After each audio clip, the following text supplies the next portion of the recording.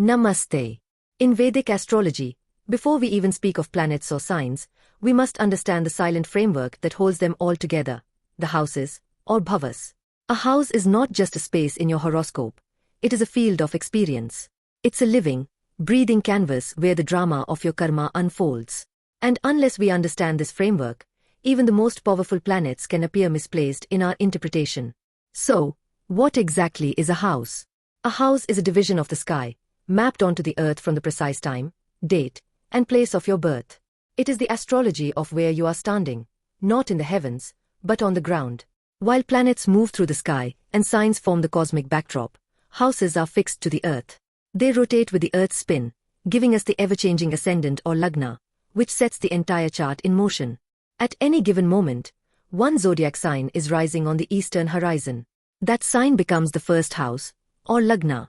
From there, we count 12 houses in anti-clockwise direction, each representing a unique aspect of your lived experience, from your body to your beliefs, your finances to your fears, your relationships to your release.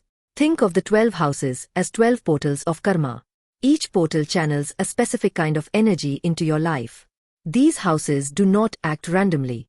They correspond to the limbs of the Kalpurusha, the cosmic man, and eternal symbol in Jyotish. The first house is the head, the second is the face, the third is the arms, and so on, all the way to the 12th house, which represents the feet.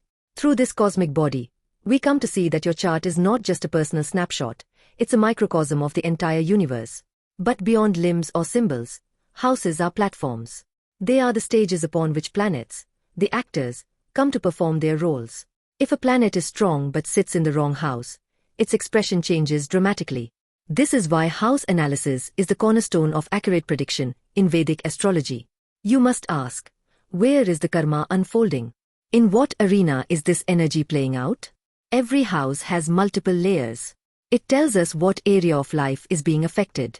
It reveals what kind of karmas are ripening there, pleasurable, painful, mixed. It shows whether this area is about receiving, giving, learning, releasing, or evolving. Also remember, no matter how many planets you see in a chart, there are always 12 houses. Always. This is universal.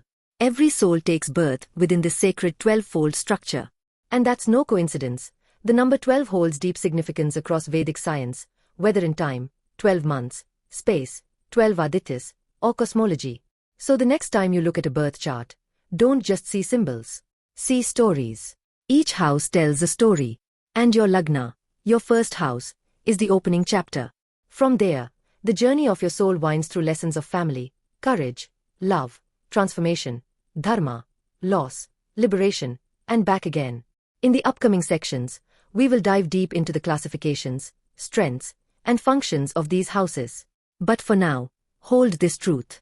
The houses are where life happens. The signs are how it feels. The planets are what is happening. Together, they form the living map of your karma. Houses are grouped by their function and strength. Following is the classification of these types: Kendra, Trikona, Upachya, Dusthana, and lastly Purusharthas, which are Dharma, Arth, Kam, Moksha. Now let's study them deeply. Now that we've understood what a house or bhava truly is, it's time to explore how these 12 houses are classified in Vedic astrology. These classifications are not just for memorization, they are tools. They reveal which houses give strength, which ones bring suffering, where dharma unfolds, and where hidden karmas rise to the surface. If you understand these groupings, you begin to see the inner architecture of a horoscope. Let's begin with the Kendra houses, the 1st, 4th, 7th and 10th. These are the cardinal points in the chart, and are often called the pillars or foundations of life. Just as a building stands firmly on 4 corners, your chart rests on these 4 houses. The first house is the self. The 4th is your inner world. The 7th is your partnerships. And the 10th is your karma, your work in the world. Planets placed in Kendra houses tend to express themselves powerfully. They are visible, active, and energetic. That's why benefics placed here do well, and malefics placed here can also become strong and dynamic. Kendra houses give you direction and momentum in life. Next, the Trikona houses, the 1st, 5th, and 9th, are the most auspicious. These are the houses of dharma, of purpose, of blessings. They are triangular in nature, and form a sacred geometry within the chart. The first house is your personal path, the fifth is your creative intelligence and past life merit, and the ninth is divine grace, higher learning, and Guru's blessings. These houses uplift you. If your chart is supported by strong Trikona lords or planets placed in these houses, life tends to move in a more aligned, graceful way. Dharma becomes your anchor. Then we have the Upacha houses, the 3rd, 6th, 10th, and 11th. These are called growth houses. Unlike Trikona or Kendra, which show blessings and structure, Upacha Bhavas represent areas of life that improve over time, through effort. Especially the 3rd and 6th houses, they demand discipline, hard work, persistence. Interestingly, malefic planets like Mars, Saturn, or Rahu often do better in Upacha houses, because their harsh energy fuels growth in these areas. A malefic in the 6th may give you struggles, but it also gives the grit to overcome enemies and disease. The 10th and 11th, being career and gains, benefit from ambition and resilience. These are houses where time becomes your ally. Now let's look at the Dusthana houses, the 6th, 8th, and 12th. These are considered houses of difficulty, but that doesn't mean they are to be feared. These houses deal with dukkha, pain, loss, hidden karma. The 6th house brings challenges like debt, enemies, and disease. The 8th house deals with upheaval, transformation, and secrets. The 12th shows loss, isolation, and liberation. But here's the deeper truth. Spiritual growth often requires us to pass through these very gates. Dusthanas are karmic purification zones. Benefic planets here lose strength, but malefics can actually help burn off past karmas. So in a spiritual sense, Dusthanas are the shadow that leads you to the light. Let's also not forget the Purushartha grouping, a beautiful classification that aligns the houses with the 4 aims of life: dharma, duty, artha, wealth, kama, desire, and moksha, liberation. Dharma houses, 1st, 5th, and 9th, these give you purpose and moral alignment.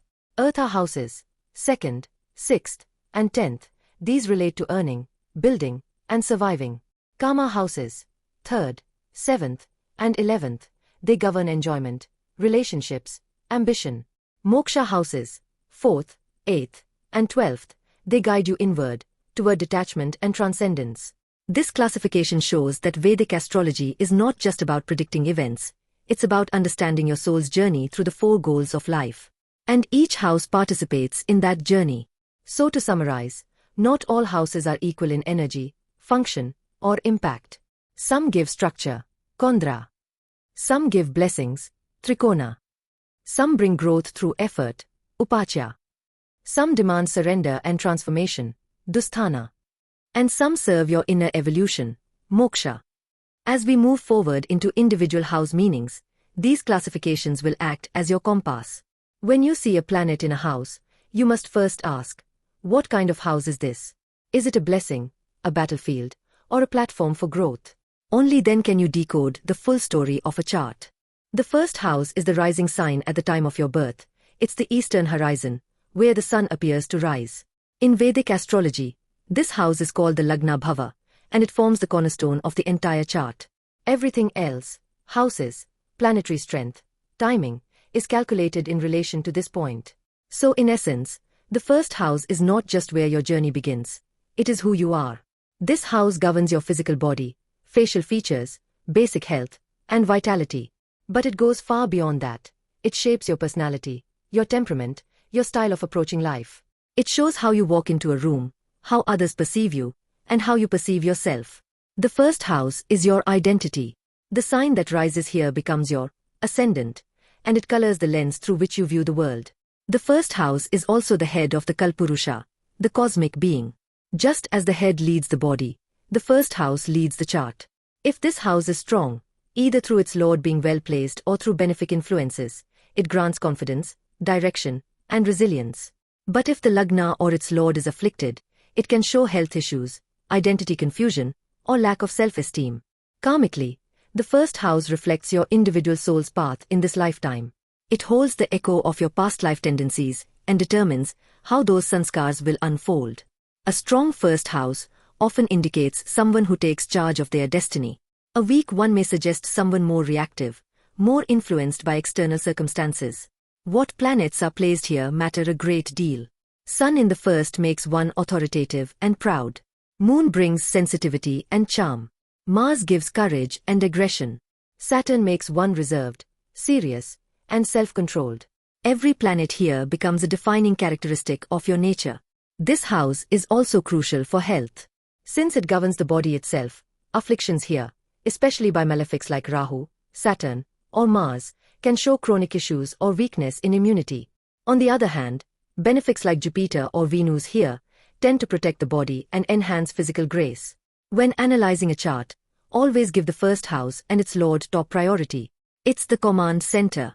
No matter how many yogas a person has, if the lagna is weak or under pressure, much of the chart's promise can remain dormant. But a strong first house gives the person the willpower to activate their entire horoscope. This is the house that says, I exist. I am here. I will live this life with awareness. It is the self becoming conscious.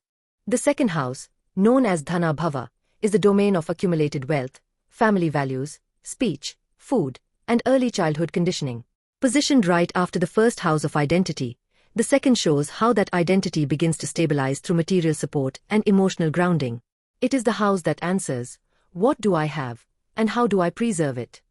At its core, the second house reflects your resources, not just money in the bank, but also your food habits, your education, your cultural upbringing, and the emotional support you receive from your family. It represents stored wealth, ancestral assets, and your ability to earn and save over time. This is why it's considered a house of Eartha, one of the four aims of life, focused on security and substance. The second house also governs your speech, your voice, your ability to express thoughts clearly. A well-placed planet here can make a person articulate, persuasive, even poetic. Mercury here gives sharp speech. Venus gives sweetness and musical tone. Jupiter adds wisdom.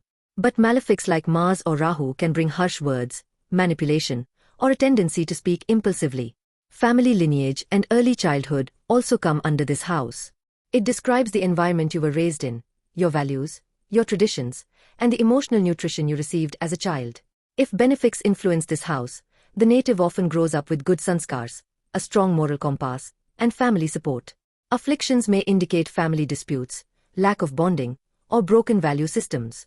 Another overlooked aspect is food and nourishment. The second house governs your eating habits, your relationship with food, and how well you absorb nourishment, both physical and emotional. Overeating, poor diet, food addictions, or healing through food, all can be studied through this house. From a karmic perspective, the second house shows how your past life actions influence your present ability to attract and preserve wealth. It also reveals how your speech and values are shaped by prior incarnations. Sometimes, great wealth or poverty in this life is directly tied to the karma stored in this house. Also, this house is the face and mouth in the Kalpurusha, how you present yourself visually, and how you speak your truth. A strong second house gives charm, eloquence, and a sense of pride in one's family or background. A weak one may lead to insecurity, speech issues, or unstable finances. In interpretation, always check which sign is on the second house. Where is its lord placed? Which planets occupy it? What aspects does it receive? Only then can you understand how wealth, speech, and values will manifest in a native's life. The second house teaches us this. What we hold dear, what we preserve, and what we speak, becomes the foundation for our stability in the world. The third house, or Sahaj Bhava, is the seat of personal courage, communication, younger siblings, short journeys, skills, and effort. It follows the second house of preservation and moves the chart into a more active, dynamic realm. Here, the soul begins to experiment, to express, to take risks. This is the house of your willpower, not the destiny you are handed, but what you dare to do with it. At its essence, the third house reflects your inner drive, your boldness, your readiness to confront obstacles, and your ability to stand up for yourself. It shows whether you are passive or assertive, whether you wait for life to happen or take initiative. A strong third house often gives tremendous self-effort, entrepreneurial spirit, and mental resilience. People with malefics like Mars or Rahu here may face early struggles, but they tend to become fighters, warriors in their own right. Benefic planets here add charm to expression, diplomacy in action, and smooth skill development. This house governs all forms of communication, written, spoken, and digital. It shows how you articulate ideas, how you share stories, and how your voice impacts others. For writers, artists, speakers, and media professionals, The third house is a major indicator. It reflects both the style and strength of one's expression. A well-supported third house gives a gift for language, storytelling, marketing, or debate. A troubled one may cause hesitation, inconsistency, or even fear of speaking one's truth. The third house also rules siblings, especially younger ones.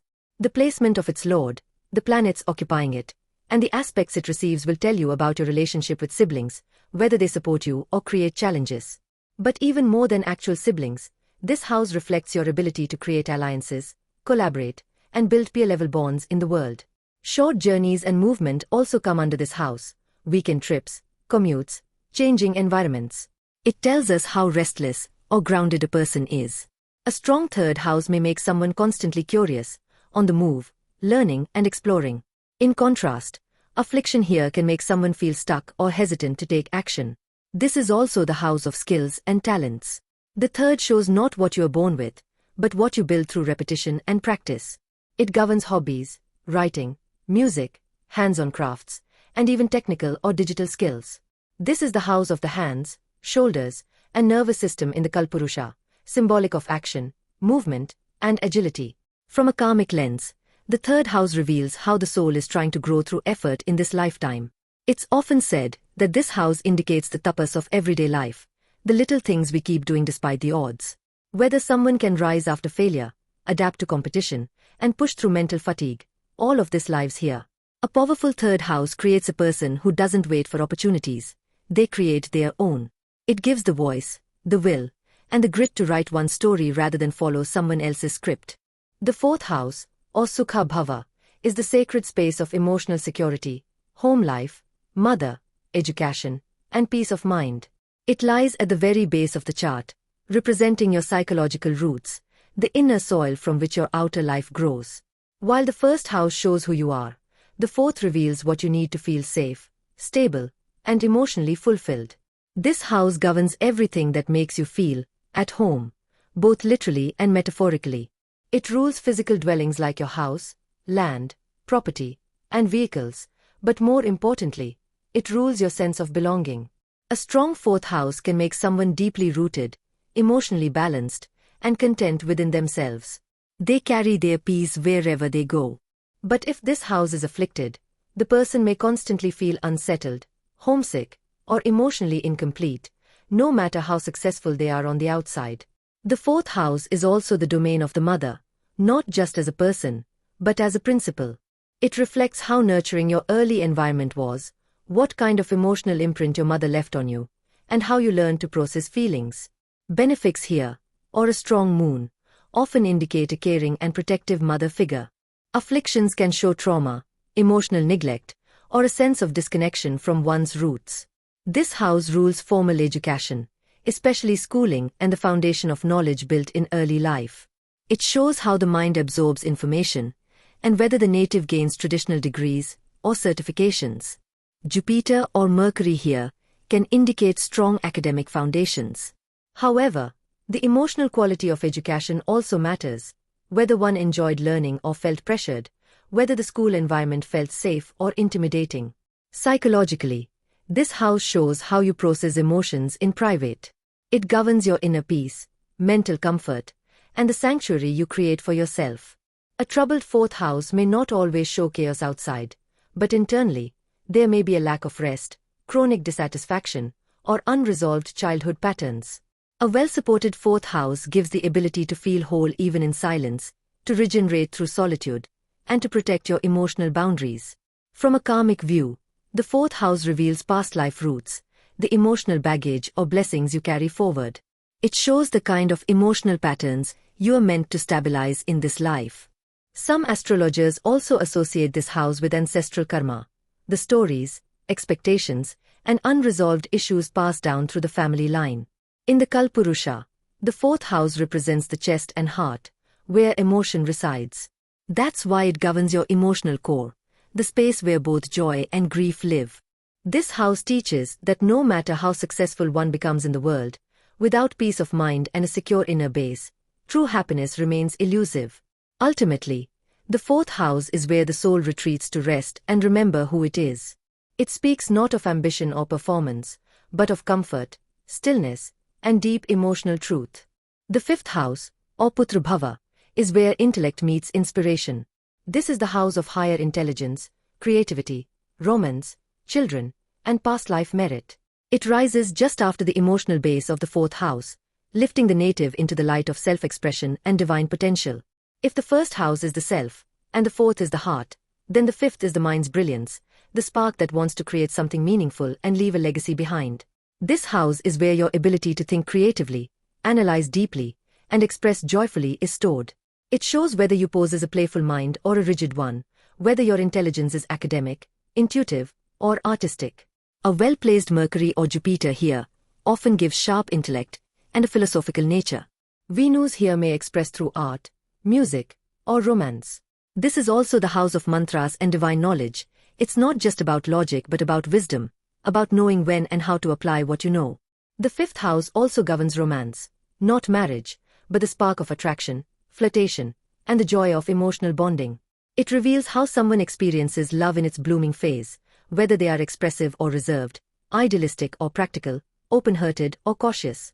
It also reflects how one deals with heartbreak, and whether love becomes a path of growth or escape. Children are one of the most significant aspects of this house. It shows the ability to conceive, the karmic bond with one's offspring, and the joy or challenges experienced through them. A strong fifth house often indicates proud, successful children, or a nurturing and close parent-child relationship. Afflictions may suggest difficulties in conception, or karmic lessons connected to parenthood. From a deeper lens, children here represent not only physical offspring but also the fruits of your mind, the things you bring into the world through your ideas and inspiration. Spiritually, the fifth house is considered one of the most auspicious houses. It reflects Purva Punya, the merits earned in past lives. People with a powerful fifth often seem lucky without trying. Opportunities, creative ideas, and even deep spiritual wisdom can come easily. But this ease is not random. It is the return of seeds sown long ago. That's why the fifth house is also connected to destiny, not the fate you can't change, but the blessings you're meant to realize and build upon. This house governs speculative gains, such as investments, gambling, and even stock market activity. These aren't just about money, they're about risk, faith, and intuition. The natives' willingness to take chances, and the grace they carry while doing so, are mirrored here. In the Kalpurusha, the fifth house corresponds to the stomach, the place of digestion and assimilation. It teaches us how to process both joy and pain, how to use experiences to become wiser, not bitter. And it constantly asks, what are you creating, and what legacy will you leave? The fifth house, at its highest, is the space where divine intelligence flows into the human heart. Whether through art, children, love, or learning, this is the place where your soul says, I came here to create something beautiful. The sixth house, or Shatru Bhava, is where life tests us, refines us, and teaches us the art of resilience. It represents enemies, debts, diseases, daily routines, and acts of service. While not glamorous, this house is where the soul is truly tempered, where ego is challenged, karma unfolds, and true strength is forged through effort. It's often called a Dusthana, a difficult house, but in truth, the sixth house is one of the most empowering when understood deeply. This is the house of struggle, but not struggle without meaning. It's the karma of the battlefield, the inner and outer fights we must face in order to grow. It shows the nature of your adversities, whether you face physical health issues, professional challenges, interpersonal conflicts, or inner self-doubt. But more importantly, it reveals how you respond. A strong sixth house doesn't mean a life without problems. It means the native develops courage, work ethic, and problem-solving power to overcome them. Health is a key theme here. The sixth house shows both chronic ailments and the native's overall resistance. It also governs your dietary habits, fitness routine, and relationship with your body on a practical level. Malefics here like Saturn or Mars can bring physical strain, but also create discipline and a fighting spirit. Benefics may reduce suffering, but can sometimes make the person too comfortable or passive when it comes to their health or responsibilities. This house rules your daily karma, the repetitive duties, the service you offer, and the way you organize your time. It shows your job environment, especially if you are employed by others. The sixth house is less about career ambition and more about work ethic, discipline, and how you contribute to a team or organization. People with planets here are often excellent at handling crises, managing stress, and thriving in structured environments. Debts, both financial and karmic, fall under this house. It shows whether the native takes on too much, struggles with repayments, or lives within their means. But the deeper reading is about service. What do you owe to others, and how do you repay the world through your actions? This is why the sixth house is also connected to healing professions, legal services, military, and any field where one must engage with difficulty, injustice, or imbalance. In relationships, this house shows conflicts and open enemies, the people who oppose you directly. But it also shows competition, rivalry, and how you respond to criticism. Do you retaliate, withdraw, or rise above? This house forces humility and emotional maturity, and those who master its lessons often grow faster than others. In the body of the Kalpurusha, the sixth house represents the stomach and intestines, the organs that break down what's difficult to digest. Symbolically, this is what the house does spiritually as well. It helps you process the heavy parts of life and convert them into strength. It demands patience, routine, and persistence. The sixth house does not offer rewards quickly. But for those who serve, struggle, and stay consistent, it grants something more powerful than fortune. It grants mastery over life's friction points.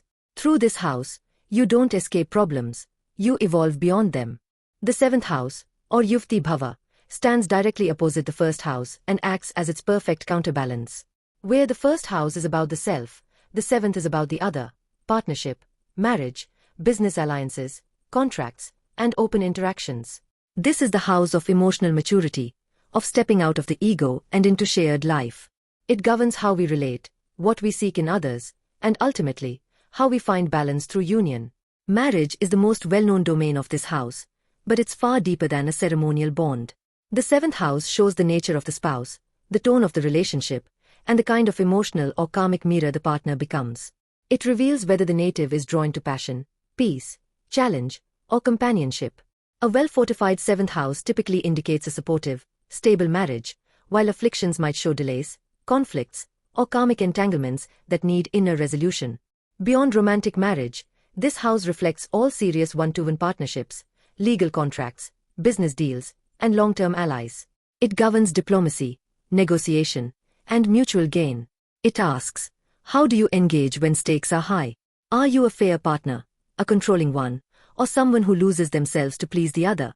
The seventh house is not just about getting along, it's about respecting boundaries, honoring agreements, and building something sustainable together. It also governs worldly desires, not just sensual pleasure, but the fulfillment of life through another person. This house is associated with Venus, the planet of love and attraction, and its influence is felt strongly here.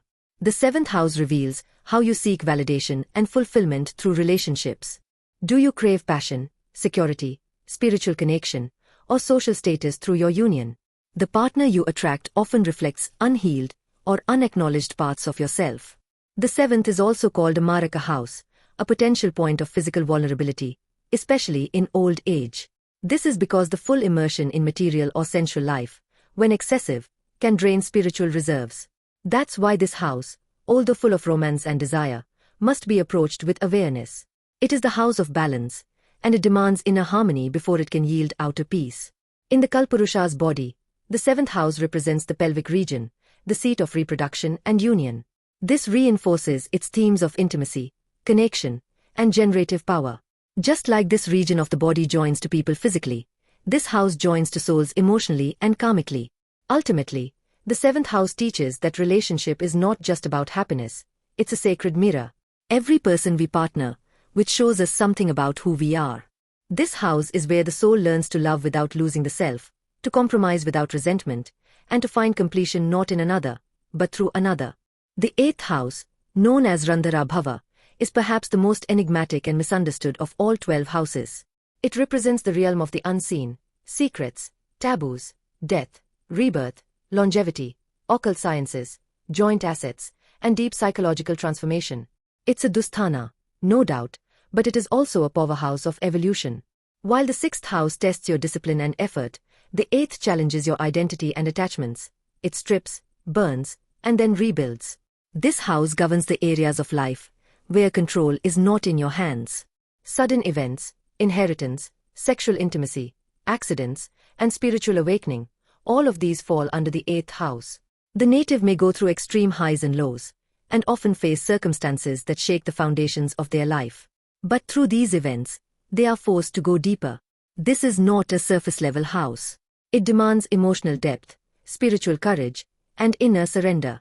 In terms of relationships, this house reflects shared resources, especially after marriage, including in-laws, spouse's income, and mutual investments. A well-supported 8th house can indicate financial gain through marriage, legacy wealth, or deep emotional bonding. However, afflicted placements may bring secrecy, control issues, or crises within intimate relationships. The native must learn the value of trust, boundaries, and emotional vulnerability to master this house. This is the domain of the occult, tantra, astrology, and metaphysical knowledge. Those with strong 8th house placements are often drawn to the hidden layers of life, fascinated by life after death, karma, past lives, and the unseen forces that shape reality. This house gives intuitive power and the ability to see what others cannot. But such gifts often come after pain, through intense emotional catharsis or spiritual breakdowns that force inner clarity. The 8th house is also called the house of longevity and death. But in Vedic terms, death is not the end, it's transformation.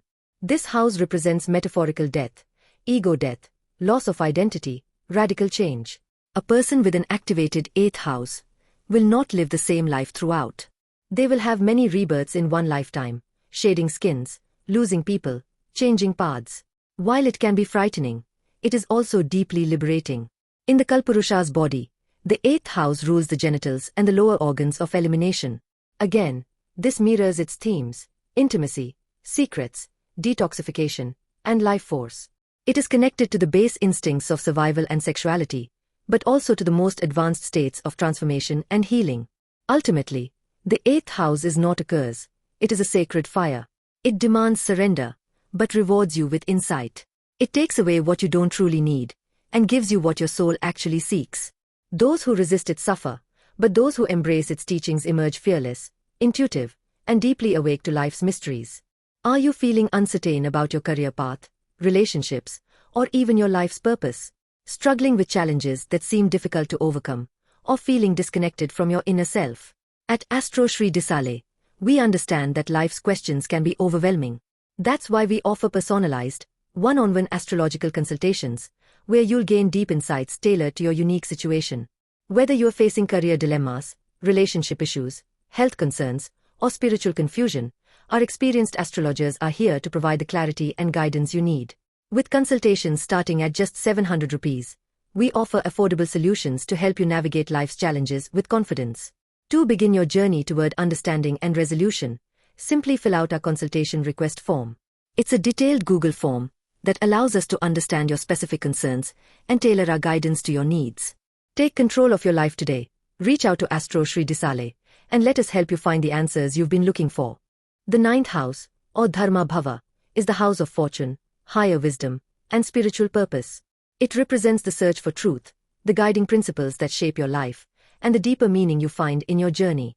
Unlike the 7th house, which focuses on relationships with others, the 9th house is about your connection to the divine, to the higher forces at play in the universe, and to your broader, more expansive ideals. This is the house of your personal philosophy, beliefs, and the higher education that shapes your life's direction. This house is deeply connected to dharma, the righteous path or duty. It shows how you relate to your spiritual values and how they guide your actions. It reveals your connection to teachers, gurus, and guides, not just in this life, but across lifetimes. The 9th house reflects your quest for knowledge that transcends the material world, whether through religion, philosophy, or metaphysical studies. The 9th house governs long-distance travel and foreign lands. It represents journeys that take you beyond your comfort zone, both physically and mentally. This can include travel to distant countries, but it's also about intellectual and spiritual travel, exploring new ideas, ways of thinking, and expanding your worldview. People with strong 9th house placements often feel a pull to travel the world or immerse themselves in different cultures and philosophies, seeking wisdom in unexpected places. Luck and fortune are also strongly tied to the 9th house. In Vedic astrology, this house is called the house of Bhagya, the place of good luck and prosperity. It shows the blessings you receive in life, particularly the type of fortune that comes when you are aligned with your higher purpose. The 9th house can bring external help, unexpected support, and blessings from mentors or the universe, especially when you are pursuing a path of righteousness and spiritual growth. This house is the home of the father, or the paternal influence in your life. It signifies the teachings, values, and wisdom you inherit from your father or father figure. If the ninth house is well aspect, you may receive great guidance and support from this figure, and you may feel a deep connection to their teachings. If afflicted, there may be challenges in this relationship, or in the wisdom you receive from the paternal side. In the body of the Kalpurusha, the ninth house is associated with the thighs, the part of the body that supports movement and progression. Just as the thighs allow us to take steps forward, the ninth house allows us to move forward spiritually, mentally, and in our understanding of the world. Ultimately, the ninth house teaches that life is not just about survival or success in the material realm. It's about finding a greater purpose, connecting with the divine, and seeking wisdom that transcends personal desires. The more aligned you are with the deeper meaning of life, the more fortune and grace flow through you. The 10th house, or Karma Bhava, is one of the most crucial houses in Vedic astrology, representing our career, public status, and the work we are destined to do in the world. This house is associated with karma, our actions, efforts, and the results they yield in the external world. It shows how we manifest our purpose and take responsibility for our actions. The 10th house governs your profession, fame, authority, and the legacy you leave behind. It represents the height of your public image and the reputation you cultivate in society. The 10th house also tells us about your relationship with authority figures, not just in your professional life, but in all aspects. It reveals how you handle power, leadership, and influence. People with strong placements in this house are often seen as authoritative figures, whether in their professional field, within their family, or in their community. They are naturally inclined to take charge, lead, and inspire others. Conversely, afflicted planets in the 10th house can indicate struggles with authority, a lack of recognition, or challenges in building a strong career. This house governs your ambitions and the legacy you wish to leave behind. It's not just about what you do for a living, but the impact you want to have on the world. Your achievements, social standing, and the public role you play are all reflected in the 10th house. It indicates your professional goals and the heights you aspire to reach in your chosen field. Whether you rise to fame or work quietly behind the scenes, the 10th house shows where you direct your efforts and how you can achieve recognition for your work. The 10th house is ruled by Saturn, the planet of discipline, responsibility, and structure.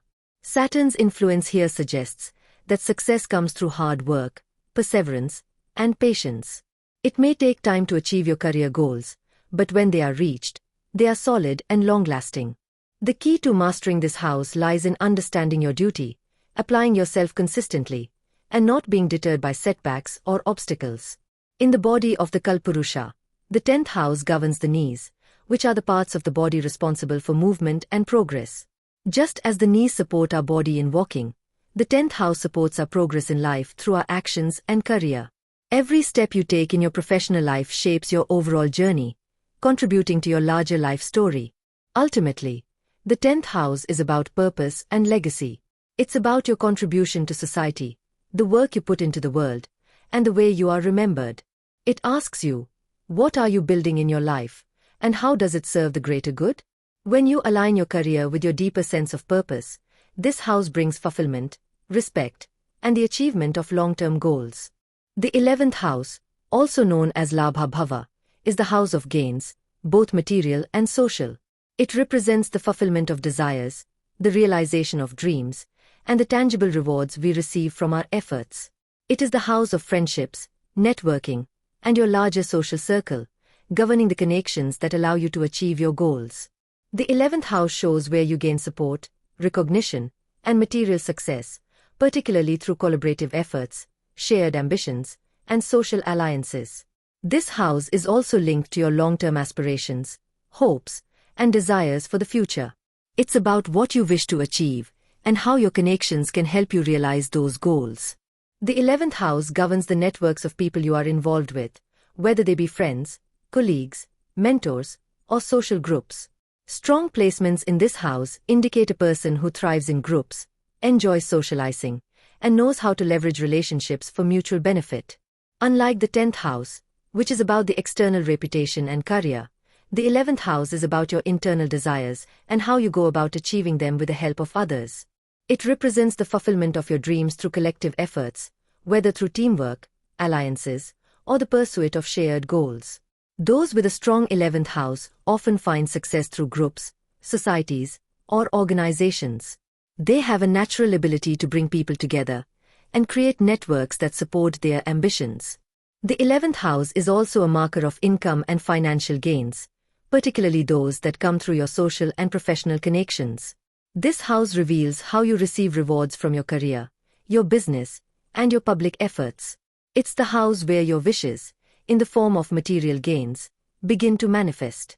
It shows how you are compensated for your hard work, the financial gains from investments, and the rewards that come from helping others or being part of a larger cause. In the Kalpurusha's body, the 11th house corresponds to the shins, which support forward movement and progress.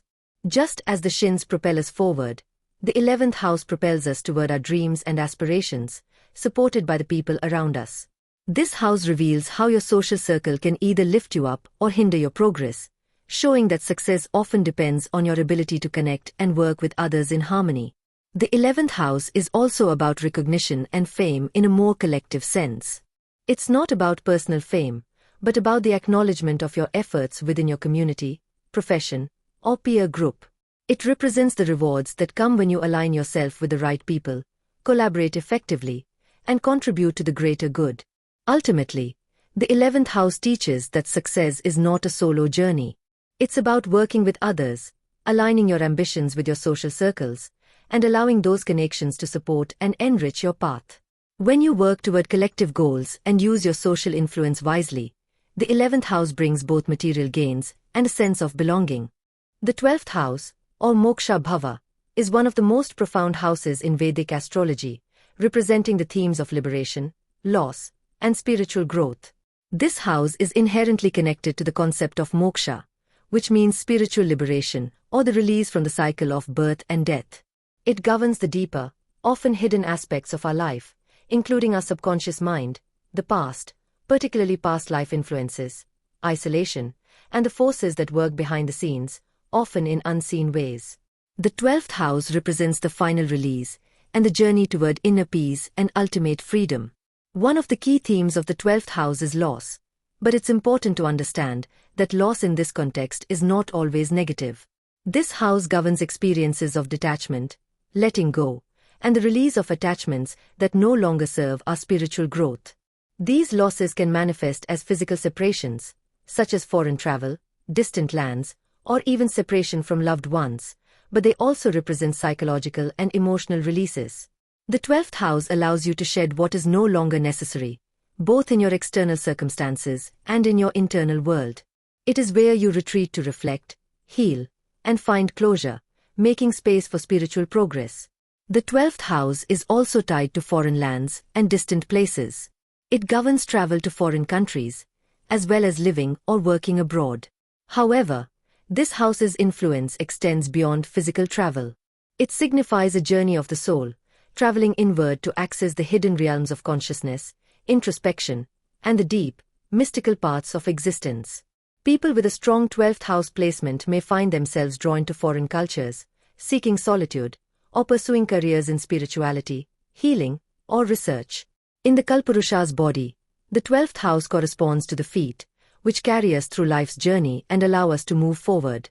Just as the feet are at the base of the body, the 12th house is the foundation for spiritual growth, urging us to release what weighs us down, whether physically, emotionally, or spiritually. It is through this release that we make space for enlightenment and a deeper connection with the universe. The 12th house represents the subconscious mind and the deep, unspoken parts of our psyche. It governs our dreams, our hidden fears, and the unseen patterns that shape our lives. With planets in the 12th house, there can often be a sense of being drawn toward isolation, privacy, or retreat. This can sometimes indicate a life of solitude or working behind the scenes, away from the public eye, but it is also where we can confront and overcome our deepest fears and karmic patterns.